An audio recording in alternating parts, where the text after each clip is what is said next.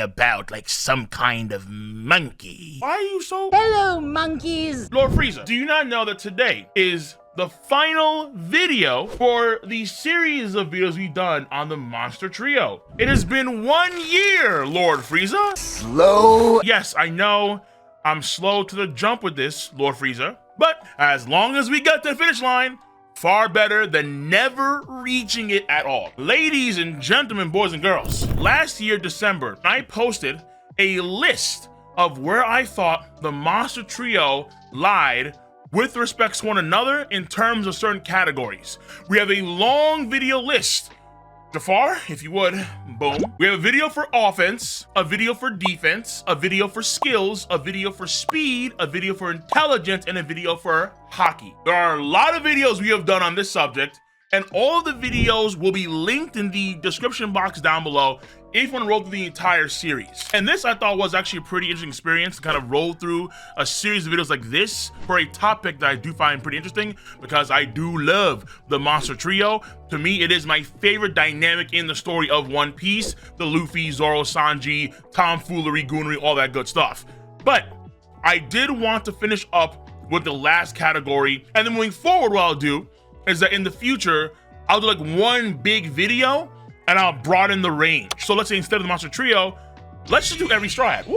It's gonna be fun. A big 45, 50-minute video, which I know Jafar is going to love editing, absolutely, on all the Stride crew's combat skills compared to one another. Mwah. That's gonna be a beautiful time, But this is the final video in this series of videos. And this video is gonna focus on abilities, the last component on my list that I did a year ago. And just to be clear here, these are outside of hockey. Keep in mind that hockey is just one power system in a large pool of systems that exist in One Piece. Abilities in One Piece cover a huge spectrum, and it's not just double fruits, but also you have genetic abilities, race abilities, like for example, the Minx, Sulong, and Electro, or the Fishman and Merman's abilities to manipulate water, or even communicate with underwater life, like what Parline does in chapter 884, or the Lunarian traits of invulnerability with the flame on. Then you have technology itself. You have cyborgs like Queen and Frankie that use very advanced technology to be very devastating. Of course, that applies to most of Germa 66 with their raid suits. The voice of all things might be related to hockey in some way, but we're not necessarily too sure. So I wouldn't categorize as hockey just yet for now. And then finally, my finger's not long enough.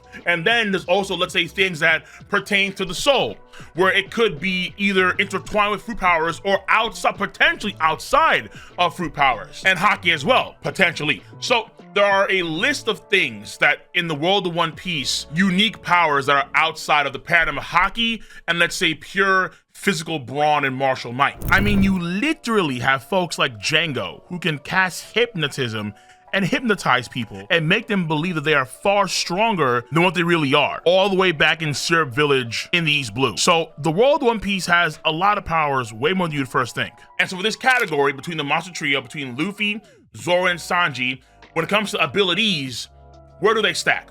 Well, it should be pretty damn obvious who the number one is.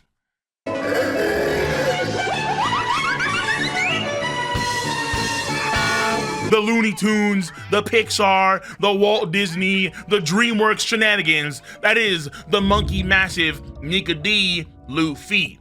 A flat out 10 out of 10. Are there any other changes I would make from last year in terms of abilities comparing Luffy to Zoro and Sanji?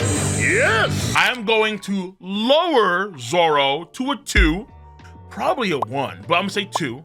And I'm going to lower Sanji to a 6. Let's get this out of the way first and foremost. Luffy's a monster. Part of the reason why I think Luffy is so enjoyable to view in a fight right now is because I don't know what he's going to do. You have no idea on a regular basis what Luffy is going to do, what he's literally going to pull out of the hat. You don't know. And that's what makes Luffy very exciting right now as a fighter, and honestly, probably for years to come. He has a mini Gear 4 we've seen Elbaf. He's already gotten very, very good with Gear 3 and Gear 2 in the past, and his rubbery body and skills have always been top tier, top notch. But with the Gear 5, things are dialed to 14 on a scale of 5. It's ridiculous, bro. Because not only is Luffy's physique just off the charts, he's even whipping around Kaido like it's jump rope. Massive kaiju class Kaido being a jump rope on a kid's playground, like one of those b-boys that use the ropes for dance stunts. Bruh, it's too much. So physically, he's dialed to a whole new level. And this is also a part of the ability too, where he's able to gigantify his body.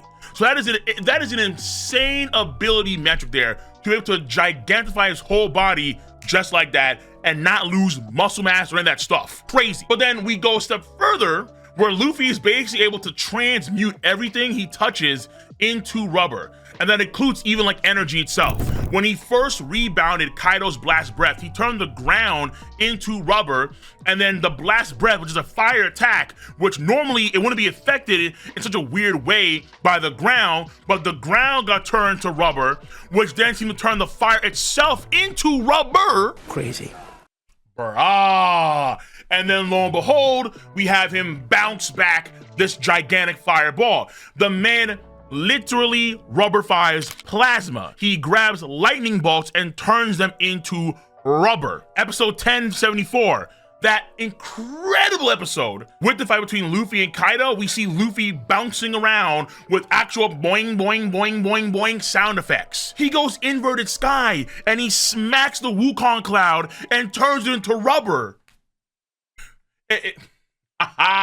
So Luffy's transmutation abilities are sensational. Not only does he have that, but also he has potentially Looney Tunes style durability, where maybe at times he takes no damage because his body is so atypical, it's so beyond the norm. And it's something that goes well past the paradigm of just being rubber. When Warcree does his hockey yell thing, Luffy's body breaks down and breaks apart as if he was some sort of Barbie doll that needed fixing. Mr. Potato Head class, where his eyes are gone, the scar on his chest is gone, parts of his body are just missing. And then next time we see Luffy, just kind of putting it back together. Like, okay, I'm good. That's a problem. He Lego-fied himself, man. In terms of durability, he may have a negation factor too going on there that ties to his really wonky, zany, what-if ability. But then also, according to Oda, when Luffy makes things out of thin air, whether it be the goggles or the baseball helmet that had the 56 on it, Oda is alluding to the idea that in a Q&A, he said that Luffy's able to tap into his fantasies, where the Nika's fantasies are manifested through potentially his Hagoromo scarf, the cloud scarf around him. This is just the tip of the iceberg, but if Luffy is now doing pseudo reality warping by being able to just grab whatever he wants to grab out of his own imagination, like literally make his imagination real, manifestation of imagination, Luffy's abilities compared to like Zoro and Sanji, far superior. Far, far, far, far superior. Now, Zoro is a 2. And the reason why is pretty simple. What are Zoro's abilities? Again, we're not including Haki here. There are many other abilities that are outside the paradigm of Haki. What else does he have outside of insane martial skill via his Kenjutsu and Haki? I have no idea. Wait. The only possible thing that really comes to mind for one Roronoa Zoro is Ashura. Well, actually, I'm lying to you. There's 2 things, actually. Ashura, 1, and then 2, the green embers that are on the sword when he goes into the King of Hell state. So number 1, Ashura, technically, based on Kaku's reciting of it, Ashura is an illusion that is created by Zoro from the sheer will of his soul, right? Ashura's form isn't real, technically speaking, but he does these sword techniques based on this illusion, and they happen to be his most powerful techniques, or among his most powerful skills. But that's the thing though, skills. The keyword here is skills. It'll actually be more akin to the skill category rather than say an ability category, because technically speaking, Zoro isn't really transforming. He's just projecting an illusion in some way, and then using an attack based on said illusion technique.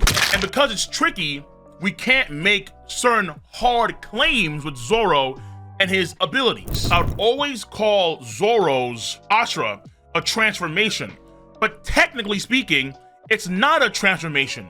The person could view it as a transformation, but in reality, Zoro isn't changing because what's happening with the other arms and the heads is fake. So no one else has really commented on Zoro's Ashra since the pre-time skip someone like Kaku did. When he does scar Kaido, it's only one line, it's not 9 lines, or like some sort of crazy star pattern. Now, to be fair, it was only Enma that had its aura surging, hence you could argue, okay, the one line for Enma, but because Ashra was active, if Ashra was real, physically real, then there should be 3 lines because there were 3 Enmas. So this is why when it comes to abilities for Zoro, I can't really say that Zoro is high on the rung, even though he is manifesting an illusion in some sense of the soul or his will, because this illusion is ultimately just that, and it's only used for 9 sword style techniques. Though Ashra, if it's not haki in any way, might relate to a soul related power,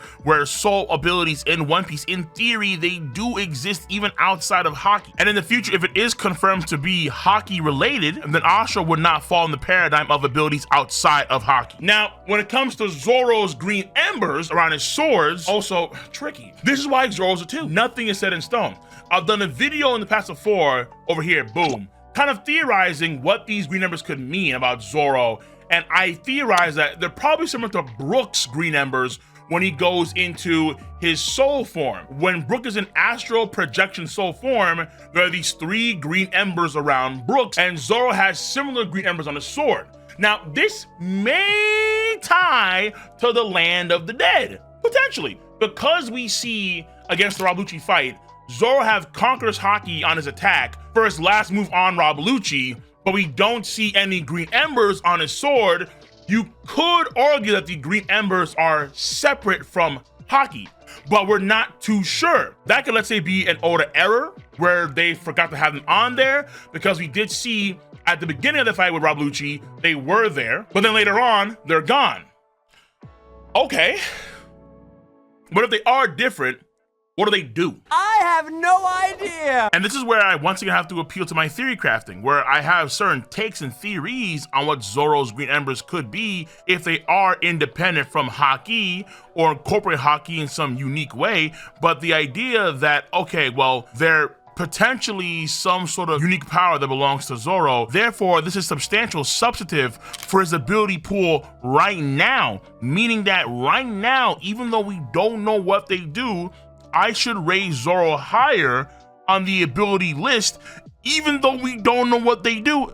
Makes absolutely 0 sense. And compared to Luffy and Sanji, in terms of the ability spectrum, it's not a lot at all. Very minuscule. Whereas Sanji is very straightforward. Oda did confirm in SBS that in fact Sanji for a very long time has had this natural heat resistance, which probably ties to his genetics in some way. During the fight against Queen, when he goes into full bloomage, when he actually has a genuine transformation, what does Sanji get in the process? So Sanji gets a few things. Number 1, he gains an exoskeleton. So the exoskeleton grants him insane defense and durability, like insane. So Sanji is far more tankier with that exoskeleton on than without the exoskeleton. That's the first thing.